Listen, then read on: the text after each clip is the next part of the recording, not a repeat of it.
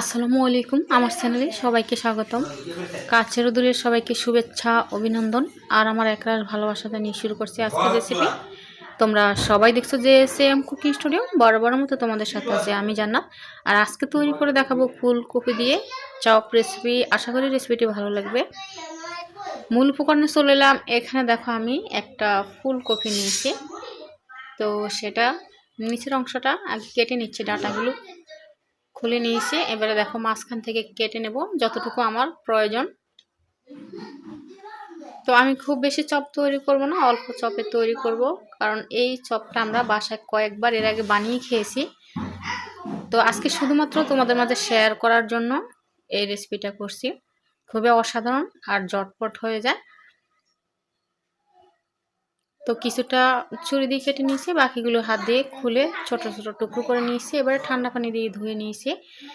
এবারে দেখো সরাসরি চলে এলাম। তো প্যানে ফুলকপিগুলো দিয়ে আরও কয়েকটা আলু মাঝখান থেকে কেটে নিয়েছি। এবারে দেখো সামান্য পরিমাণে একটু হলুদ আর লবণ দিয়ে দিচ্ছি। হলুদ দিলে খুবই সুন্দর একটা কালার আসবে। এবারে ঢাকা দিয়ে সিদ্ধ করে নেব। তো সিদ্ধ হয়ে গেছে আমার, প্রায় 15 থেকে 20 মিনিট টাইম লেগেছিলো। তোমাদের হয়তো আর একটু কম বেশি লাগতে পারে। তো খুবই সুন্দরভাবে সিদ্ধ হয়ে গেছে। আমি তোমাদের একটু হাত দিয়ে চেপে দেখিয়ে দিচ্ছি কতটা পারফেক্টভাবে সিদ্ধ হয়েছে। তো এই চপটা কিন্তু খুবই অসাধারণ, মুড়ির সাথে খাওয়া যায়, মুড়ি মাখার সাথে খুবই ভালো লাগে। আর সন্ধ্যার নাস্তা এটা চায়ের সাথে তো খুবই ভালো লাগে। তো আমি ফুলকপি আর আলুটা ছেঁকে নিয়েছি, পানি ঝরে গেছে। এবারে দেখো যে আলুগুলো দিয়েছিলাম সেগুলো খোসা ছাড়িয়ে নিয়েছি। এবারে হাত দিয়ে আলুগুলো আমি মেখে নেব, ম্যাশ করে নেব। তোমরা চাইলে ম্যাশার দিয়েও করতে পারো। তো এই মুহূর্তে যারা আমার চ্যানেলে নতুন বন্ধু আছো তাদের উদ্দেশ্য বলছি, আমার চ্যানেলটি সাবস্ক্রাইব করে দিও প্লিজ। সাবস্ক্রাইব করে পাশে থাকা বেল আইকনটি বাজিয়ে দিও, যাতে করে প্রতিদিন এরকম ইন্টারেস্টিং ভিডিও ছাড়ার সাথে সাথে সর্বপ্রথম তোমার কাছে গিয়ে পৌঁছে যায়।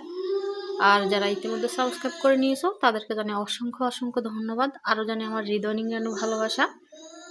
আর তোমাদের সাথে কথা বলতে বলতে আমার আলুগুলো ম্যাশ করা হয়ে গেছে। এবার আমি ফুলকপিগুলোও দিয়ে দিয়েছি, ফুলকপিগুলো হাত দিয়ে মেখে নিচ্ছি। তো খুবই ভালোভাবে মিশিয়ে নিচ্ছি আলু আর ফুলকপিটা। তো আলুটাও বেশি দেওয়ার চেষ্টা করবো, আলু দিলে সুন্দর একটা বাইন্ডিং আসে। শুধুমাত্র ফুলকপি দিয়ে করলে খুব একটা ভালো লাগে না, আর বাইন্ডিংটা কম হয়। এবারে দেখো আমি পরিমাণ মতো পেঁয়াজ কুচি দিয়ে দিচ্ছি আর 2-3টে মতো কাঁচামরিচ কুচানো দিয়ে দিচ্ছি। তো প্রথমে দিলাম জিরে গুঁড়ো 1/2 চা চামচ, ধনে গুঁড়ো তার চেয়ে একটু কম দিলাম, সামান্য পরিমাণে একটু লবণ দিলাম, যেহেতু আমি সেদ্ধের সময় লবণটা দিয়েছিলাম। এবার সম্পূর্ণ উপকরণটা ভালোভাবে মেখে নেব।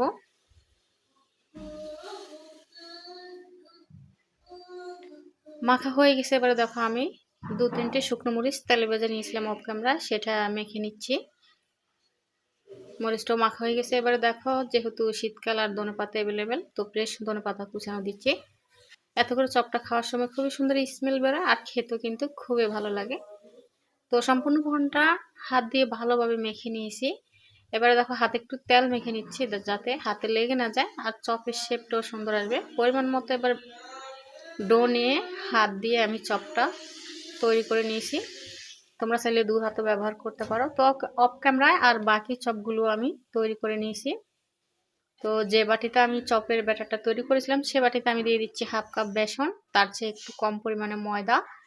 তোমরা চাইলে চালের গুঁড়া বা কর্নফ্লাওয়ার এখানে ইউজ করতে পারো। তো দিয়ে দিলাম কালো জিরে, লবণ দিলাম, হলুদ দিলাম আর সবশেষে দিলাম খাবার সোডা বা বেকিং সোডা। সম্পূর্ণ শুকনো উপকরণটা ভালোভাবে মিশিয়ে নিয়েছি। এবারে দেখো রুম টেম্পারেচারে থাকা পানি নিয়ে অল্প অল্প পানি দিয়ে মিডিয়াম একটা ব্যাটার তৈরি করে নেব। তো ব্যাটারটা তৈরি হয়ে গেছে, দেখো এরকম হয়েছে ঘনত্বটা। এবারে আবারও সরাসরি চলে এলাম। তো তেলটা একটু গরম বসিয়ে দিয়েছিলাম আগে আমি। এবারে এখান থেকে 1 চামচ তেল দিয়ে ব্যাটারের সাথে তেল দিয়ে ব্যাটারটা আবারও ভালোভাবে মিশিয়ে নেব। তো আমার ব্যাটারটা খুবই সুন্দরভাবে তৈরি হয়ে গেছে। এবার দেখো যে চপগুলো তৈরি করে নিয়েছিলাম সে চপটা ব্যাটারে চুবিয়ে এপিট ওপিট করে চুবিয়ে এবার আমি গরম তেলে ভেজে নেব। তো চামচ দিয়ে দিলাম, তোমরা তোমাদের পছন্দ মতো বা সুবিধা অনুযায়ী হাত দিয়ে বা চামচ দিয়ে দিতে পারবে। তো চপগুলো দিয়ে এবার আমি উল্টিয়ে পাল্টিয়ে দিচ্ছি। এটা কিন্তু খুব বেশি ফুলেছে, খুবই ফুলেছে এটা। তো ভাজাটা আর দেখায়নি, উল্টিয়ে পাল্টে আমি ওপিট করে সোনালি কালার করে গোল্ডেন ব্রাউন কালার করে ভেজে নিয়েছি। তো দেখো এটা কতটা ফুলেছে। তো চপগুলো তৈরি হয়ে গেছে। যে চপ দুটো আমি আগে দিয়েছি সেগুলো তুলে নিয়েছি, আর অফ ক্যামেরা আরও কয়েকটা চপ ভেজে নিয়েছি। তো এটা খুবই সুন্দর হয়েছে আর খুবই ফুলেছে এবং অনেকটা ক্রিস্পি হয়েছে। আর খেতে তো কি বলবো, অসাধারণ হয়েছে। তো আমার চপগুলো তৈরি হয়ে গেছে। এবারে আমি একটি চপ তোমাদের ভেঙে দেখিয়ে দিচ্ছি। আর এই মুহূর্তে ছোট্ট একটি অনুরোধ করছি, আমার এই রেসিপিটি যদি তোমাদের কাছে এতটুকু ভালো লেগে থাকে তাহলে একটি লাইক করে দিও প্লিজ। তোমাদের একটি লাইক আমার এই রেসিপিটা অন্যদের কাছে পৌঁছাতে সাহায্য করে। আর এরকমই নিত্য নতুন রেসিপি পেতে আমার চ্যানেলটি সাবস্ক্রাইব করে পাশে থেকো। সবাই ভালো থেকো। আল্লাহ হাফেজ।